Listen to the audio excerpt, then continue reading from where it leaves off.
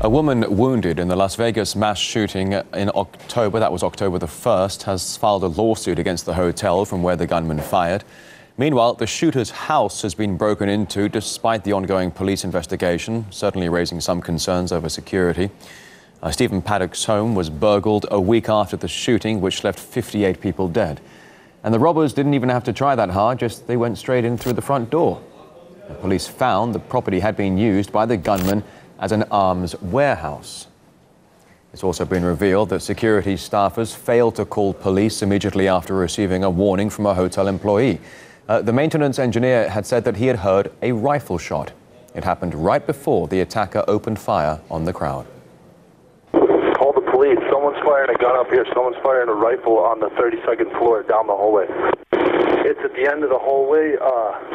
I can't tell you what room. He looked like he fired down the hallway when I got close to the door. Well, the timeline of the shooting has also shifted, with police now saying the security guard was killed by the attacker before the mass shooting, not after, as it was earlier claimed. The unarmed security guard who was the first to find the shooter's room has been identified. His name is Jesus Campos. Now, his bravery also likely saved countless lives here. He was personally attempting to locate what was occurring. What we were told last week was that the guard came to the room during the massacre. We were told that was why the shooter then stopped shooting and killed himself. What we have learned is Mr. Campos was encountered by the suspect prior to his shooting to the outside world. Sheriff painted a new timeline of events showing Jesus Campos was shot perhaps 6 minutes before the initial barrage of bullets rained down on concert goers. We just can't quite get it clear understanding exactly what time he called, when he called.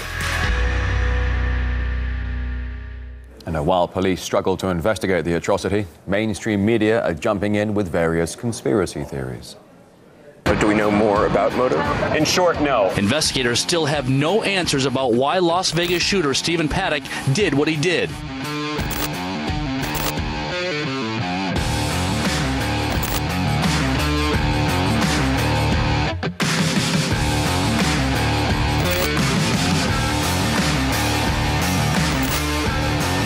What I do know is this is not just one guy. There had to be someone else involved. It was a politically selected target. The perception was there was going to be a lot of pro-gun folks there, Trump supporters at this concert. This reflects some very deliberate action on his part.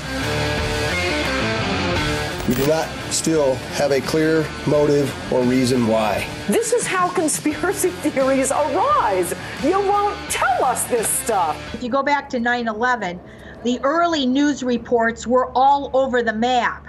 And that is exactly where the conspiracies started. They started because they read those news articles and things were in one article said this thing, another article said something else. And so it's a natural thing. I think a lot of the problem comes in right now because the police are making this big effort to find a motive. And in fact, mass shooters that are suicidal/homicidal are not going to have logical motives that the public can easily comprehend. You're going to need a psychologist or a psychiatrist on to explain this. It is RT International. We are back in half an hour.